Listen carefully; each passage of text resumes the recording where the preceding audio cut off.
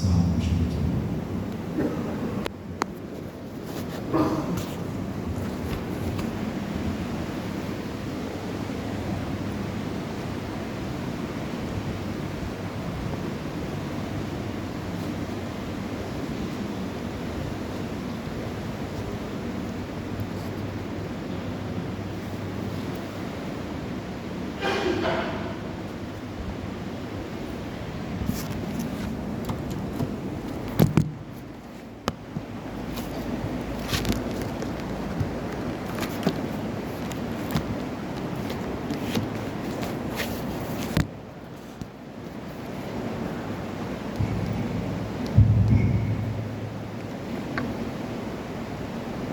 കർത്താവിൽ പ്രിയരെ, എൻ്റെ വന്ദനം.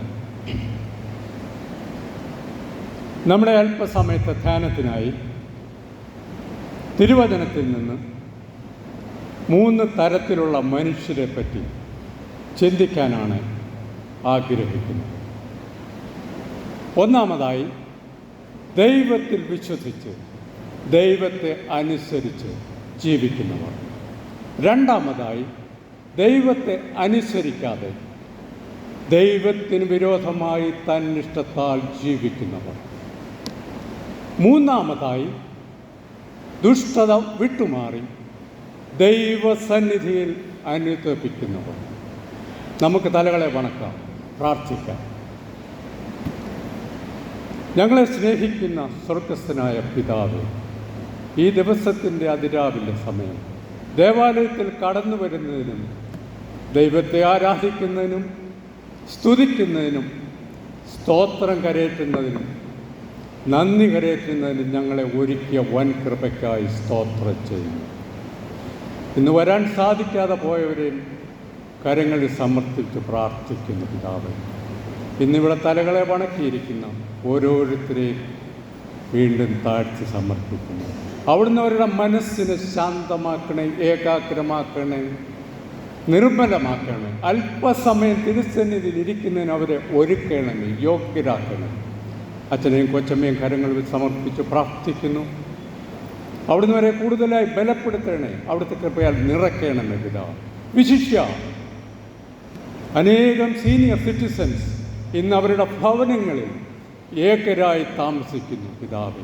അവരെ ഓരോരുത്തരെയും ഓർത്ത് പ്രാർത്ഥിക്കുന്നു. അവരിയ്ക്കുന്ന സ്ഥാനങ്ങളിൽ അവിടുത്തെ കൃപയാൽ അവരെ നിറയ്ക്കണേ, ബലപ്പെടുത്തണമേ പിതാവ്. എല്ലാം ഞങ്ങൾക്ക് വേണ്ടി ക്രൂശിൽ ജീവൻ കൊടുത്ത ക്രിസ്തുവിൻ്റെ നാമത്തിൽ അപേക്ഷിക്കുന്നു. ആമേൻ.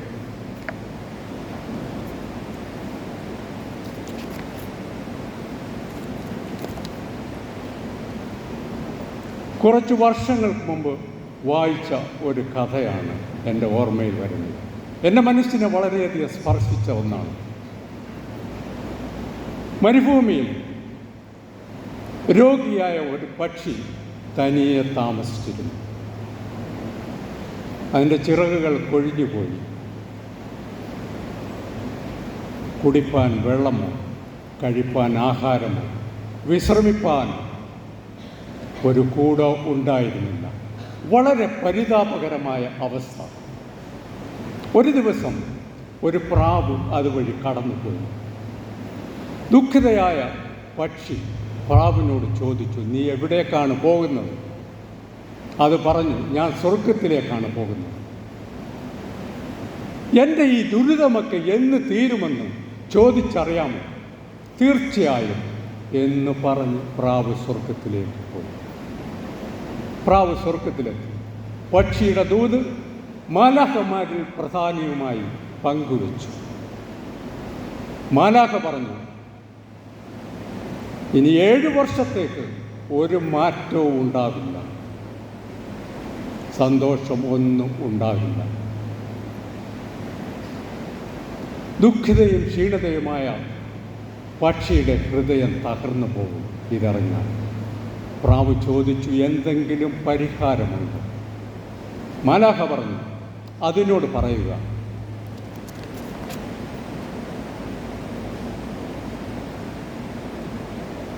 എല്ലാത്തിനും ദൈവത്തോട് നന്ദി പറയാം.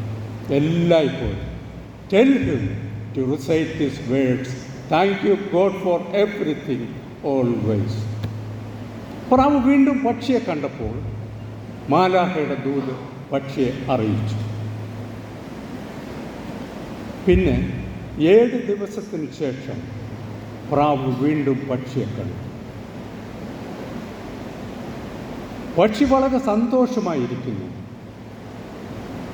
പക്ഷിക്ക് ചിറകുകൾ മുളച്ചു വരുന്നു.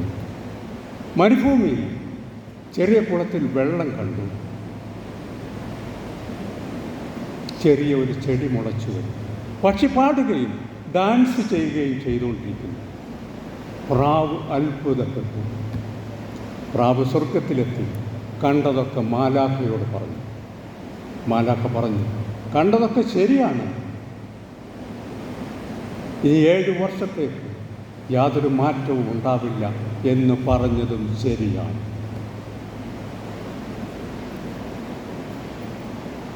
എന്നാൽ the bird was reciting the words, "Thank you God for everything in every situation in its life." It changed its life. പക്ഷി തൻ്റെ ജീവിതത്തിൽ എല്ലാ സാഹചര്യത്തിലും ദൈവമേ നന്ദി എന്ന് പറഞ്ഞുകൊണ്ടിരുന്നു. അതിൻ്റെ ജീവിതം തന്നെ മാറ്റിയെടുത്തു.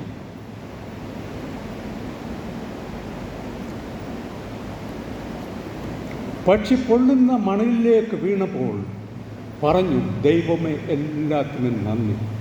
കുടിപ്പാൻ വെള്ളമില്ലാതിരുന്നപ്പോൾ പറഞ്ഞു, ദൈവമേ എല്ലാത്തിനും നന്ദി. കഴിപ്പാൻ ആഹാരമില്ലാതിരുന്നപ്പോൾ പറഞ്ഞു, ദൈവമേ എല്ലാത്തിനും നന്ദി. എല്ലാ പ്രതികൂല അവസ്ഥയിലും പറഞ്ഞുകൊണ്ടേയിരുന്നു, ദൈവമേ എല്ലാത്തിനും നന്ദി. Therefore, 7 years got resolved in 7 days. അങ്ങനെ 7 വർഷം 7 ദിവസമായി മാറ്റിയെടുത്തു. How powerful the attitude of gratitude is. It can reshape our lives. നമ്മുടെ മനോഭാവവും നന്ദിയും നമ്മുടെ ജീവിതം തന്നെ മാറ്റിയെടുക്കുവാൻ സാധിക്കും.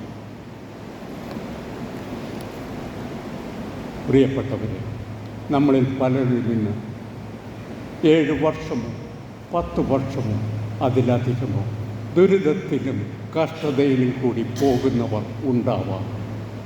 അവരൊക്കെ സ്വയം ചോദിക്കുന്ന ഒരു ചോദ്യമുണ്ട്, എന്ന് തീരും ഈ വിഷമമൊക്കെ, ഈ ദുരിതമൊക്കെ? ശരിയല്ലേ? പലരും സ്വയം ചോദിക്കുന്ന ഒരു ചോദ്യമാണ്.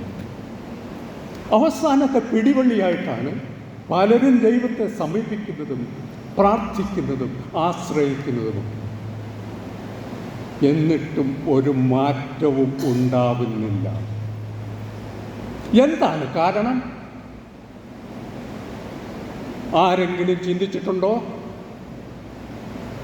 ഒരു നിമിഷം ചിന്തിക്കുന്നത് നല്ലതാണ്. എന്താണ് കാരണം? നിങ്ങളുടെ ഹൃദയം പൂർണ്ണമായും ശുദ്ധമാണോ?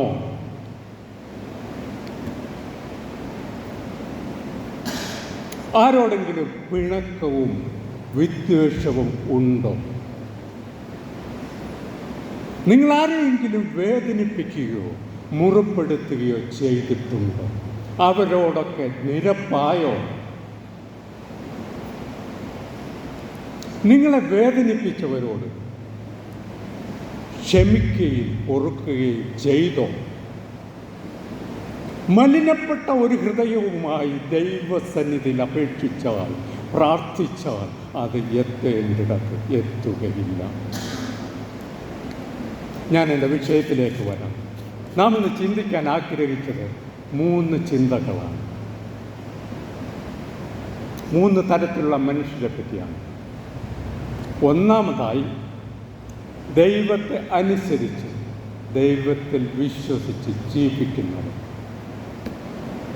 2 രാജാക്കന്മാർ 20-ാം അധ്യായം 1 മുതൽ 7 വരെയുള്ള വാക്യം. 2 Kings chapter 20 verse 1 to 7. അക്കാലത്ത് ഹിസ്കിയാവിന് മരിക്കത്തക്ക രോഗം പിടിച്ചു. ആമോസിൻ്റെ മകനായ യെശയ്യാ പ്രവാചകൻ അവൻ്റെ അടുക്കൽ വന്ന് അവനോട്, നിന്റെ ഗ്രഹകാര്യം ക്രമത്തിലാക്കുക, നീ മരിച്ചു പോകും എന്ന് പറഞ്ഞു. അപ്പോൾ ഹിസ്കിയാവ് മുഖം ചുവരിൻ്റെ നേരെ തിരിച്ച് യഹോവയോട് പ്രാർത്ഥിച്ചു. അയ്യോ യഹോവേ, ഞാൻ വിശ്വസ്തയോടും ഏകാഗ്രഹൃദയത്തോടും കൂടെ തിരുസന്നിധിയിൽ നടന്നു നിനക്ക് പ്രസാദമായുള്ളത് ചെയ്തിരിക്കുന്നു എന്ന് ഓർക്കണമേ എന്ന് പറഞ്ഞു. ഹിസ്കിയാവ് അധികം കരഞ്ഞു. എന്നാൽ യെശയ്യാവ് നടുമുറ്റം വിട്ടു പോകും മുമ്പേ അവൻ യഹോവയുടെ അരുളപ്പാടുണ്ടായതെന്തെന്നാൽ, നീ മടങ്ങിച്ചെന്ന് എൻ്റെ ജനത്തിൻ്റെ പ്രഭുവായ ഹിസ്കിയാവിനോട് പറയേണ്ടത്, നിന്റെ പിതാവായ ദാവീദിൻ്റെ ദൈവമായ യഹോവ ഇപ്രകാരം അരുളിച്ചെയ്യുന്നു, ഞാൻ നിന്റെ പ്രാർത്ഥന കേട്ടു, നിന്റെ കണ്ണുനീർ കണ്ടിരിക്കുന്നു, ഞാൻ നിന്നെ സൗഖ്യമാക്കും. 3-ാം ദിവസം നീ യഹോവയുടെ ആലയത്തിൽ പോകും. ഞാൻ നിന്റെ ആയുസ്സിനോട് 15 സംവത്സരം കൂട്ടും. ഇവിടെ നാം കാണുന്നത് ഹിസ്കിയാവ് വിശ്വസ്തനായിരുന്നു, ദൈവത്തെ പ്രസാദിപ്പിച്ച് ദൈവ ഇഷ്ടത്താൽ നടന്നവനായിരുന്നു. അവൻ്റെ അപേക്ഷ, അവൻ്റെ നിലവിളി ദൈവം കേട്ടു. അവൻ്റെ ആയുസ് 15 സംവത്സരം നീട്ടിക്കൊടുത്തു. പ്രിയപ്പെട്ടവരെ, നമ്മുടെയൊക്കെ ജീവിതത്തിൽ പലരും രോഗാവസ്ഥയിൽ കൂടി ആശുപത്രിയിൽ കിടക്കയിൽ, ഓപ്പറേഷൻ തിയേറ്ററിൽ, ICUവിലൊക്കെ കിടന്നിട്ടുണ്ടാവാം. മരണത്തെ മുഖാമുഖം കണ്ട സന്ദർഭങ്ങൾ, വീണ്ടും ജീവിതത്തിലേക്കൊരു തിരിച്ചുവരവ് ഉണ്ടോ എന്നറിയാതെ ഒരുപക്ഷെ ദൈവം നീട്ടിത്തന്ന ആയുസ് കൊണ്ടാവാം ഇപ്പോഴുമുള്ളത്.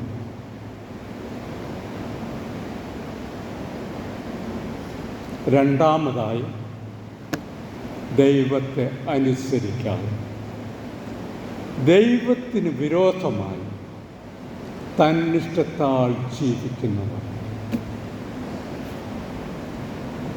സംഖ്യാപുസ്തകം 14-ാം അധ്യായം 27 മുതൽ 34. Numbers chapter 14 verses 27 to 34. ഇങ്ങനെ കാണുന്നുണ്ട്. ഈ ദുഷ്ടസഭ എനിക്ക് വിരോധമായി പിറുപിറുക്കുന്നു. ഇസ്രായേൽ മക്കൾ എനിക്ക് വിരോധമായി പിറുപിറുക്കുന്നത് ഞാൻ കേട്ടിരിക്കുന്നു എന്ന് അവരോട് പറഞ്ഞു. ഞാൻ കേൾക്കെ നിങ്ങൾ പറഞ്ഞതുപോലെ തന്നെ എന്നാണ് ഞാൻ ചെയ്യുമെന്ന് യഹോവ അരുളിച്ചെയ്യുന്നു. ഈ മരുഭൂമിയിൽ നിങ്ങളുടെ ശവം വീഴും. നിങ്ങളുടെ മക്കൾ മരുഭൂമിയിൽ 40 സംവത്സരം ഇടയരായി സഞ്ചരിച്ച് എൻ്റെ പാതിവ്രത്യ ഭംഗം വരുത്തും. താഴേക്ക് വായിക്കുമ്പോൾ ഇങ്ങനെ കാണാം, ദേശം ഉറ്റുനോക്കിയ 40 ദിവസത്തിന് ഒത്തവണ്ണം ഒരു ദിവസത്തിന് 1 സംവത്സരം വീതം 40 സംവത്സരം നിങ്ങൾ നിങ്ങളുടെ അകൃത്യങ്ങൾ വഹിച്ച് എൻ്റെ അകൽച്ച അറിയും. ഇവിടെ നാം കാണുന്നത് എന്താണ്? ഇസ്രായേൽ മക്കൾ സ്വന്തം അകൃത്യങ്ങളാലും ദൈവത്തിന് വിരോധമായി പ്രവർത്തിച്ചും ദൈവകോപം വരുത്തി 40 സംവത്സരം മരുഭൂമിയിൽ കഷ്ടതയും യാതനയും അനുഭവിച്ചതായിട്ടാണ് നാം കാണുന്നത്. മൂന്നാമതായി, ദുഷ്ടത വിട്ടുമാറി ദൈവസന്നിധിയിൽ അനുതപിച്ചവർ. യോനയുടെ പുസ്തകം 3-ാം അധ്യായം 1 മുതൽ 10 വരെയുള്ള വാക്യങ്ങൾ ചുരുക്കമായി പറയും. യോന ചാപ്റ്റർ 3 വേഴ്സ് 1 to 10.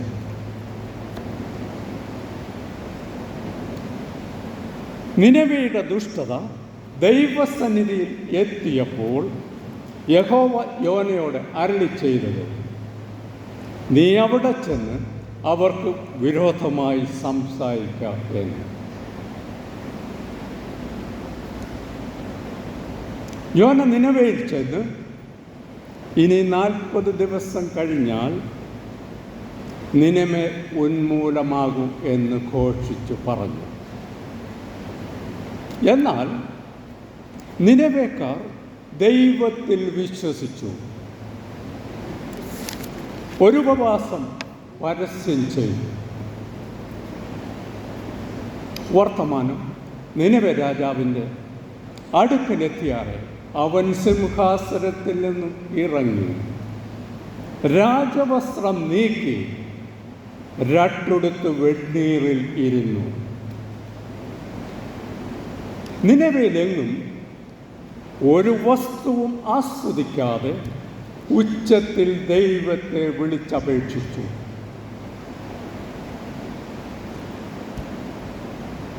അവർ ദുർമാർഗം വിട്ടു എന്ന് ദൈവം അവരുടെ പ്രവൃത്തികളാൽ അറിഞ്ഞ് താൻ അവർക്ക് വരുത്തുമെന്ന് അരുളി ചെയ്തിരുന്ന അനർത്ഥത്തെക്കുറിച്ച് അനുതപിച്ച് അത് വരുത്തിയിരുന്നില്ല. എന്താണ് നാം ഇവിടെ കാണുന്നത്?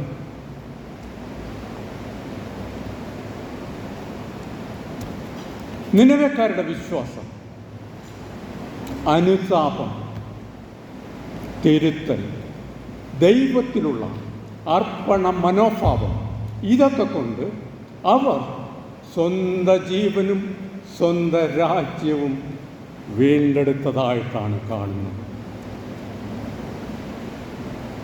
പ്രിയപ്പെട്ടവരെ, ഇന്ന് നമുക്ക് ദൈവദാസന്മാർക്കും ദേവാലയങ്ങൾക്കും യാതൊരു കുറവുമില്ല. മനുഷ്യരുടെ കഷ്ടതയും പ്രയാസവും ആധിയും ഭയവും ഒക്കെ ചൂഷണം ചെയ്യുന്നവരും ഉണ്ട്. ഭൗതിക നേട്ടങ്ങൾക്കായി, ഭൗതിക നേട്ടങ്ങൾ ലക്ഷ്യമായിട്ടുള്ള ധാരാളം പേർ അവരുടെ പിന്നാലെ പോകുന്നു. സമൃദ്ധിയുടെ പിന്നാലെ, പ്രോസ്പിരിറ്റിയുടെ പിന്നാലെ. എന്താണ് ക്രിസ്തുവിൻ്റെ വഴി? അത് യാതനയുടെ, ദുരിതത്തിൻ്റെ വഴിയാണ്. രക്ഷിതാവിനെ പ്രാപിക്കുക എന്നതാണ് നിർമ്മല സുവിശേഷം.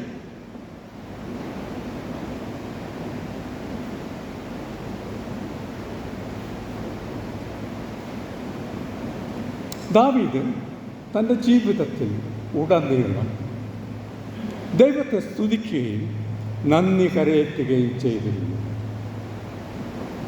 ഒരു പാവം ബാലനായിരുന്ന തന്നെ ഇസ്രയേലിൻ്റെ സിംഹാസനത്തിൽ എത്തിച്ച ദൈവത്തോടുള്ള നന്ദി ഉള്ളവനായിരുന്നു അവസാനം വരെ. നമ്മുടെയൊക്കെ സൗഭാഗ്യങ്ങളിൽ എപ്പോഴെങ്കിലും ദൈവത്തോട് നന്ദി പറയാൻ സാധിച്ചിട്ടുണ്ടോ? എല്ലാം സ്വന്തം പരിശ്രമത്താൽ, സ്വന്തം പ്രയത്നത്താൽ നേടിയതെന്നുള്ള അഹങ്കാരവും അഹന്തയും ഒരു പക്ഷേ അതിന് തടസ്സമായിരിക്കും. എന്നെ കേൾക്കുന്ന പ്രിയപ്പെട്ടവരെ, ഇന്നെനിക്ക് നിങ്ങളെ ഓർമ്മപ്പെടുത്താനുള്ളത് എന്താണെന്ന്, നാം പാർക്കുന്ന ഭവനങ്ങൾ ഒരു മുറിയാണെങ്കിലും കൊട്ടാര സദൃശമാണ്. അത് സ്വർഗവും നരകവും ആക്കുന്നത് മറ്റാരുമല്ല, അതിൽ പാർക്കുന്നവർ തന്നെയാണ്. നമ്മുടെ മനോഭാവവും നന്ദിയും നമ്മുടെ ജീവിതം തന്നെ മാറ്റിയെടുക്കുവാൻ സാധിക്കും. Our attitude of gratitude, it can reshape our lives. ഞാൻ എൻ്റെ വാക്കുകൾ അവസാനിപ്പിക്കുന്നു. God bless you all. ദൈവം നമ്മോടെല്ലാവരോടും കൂടെ ഇരിക്കുമാറാകട്ടെ.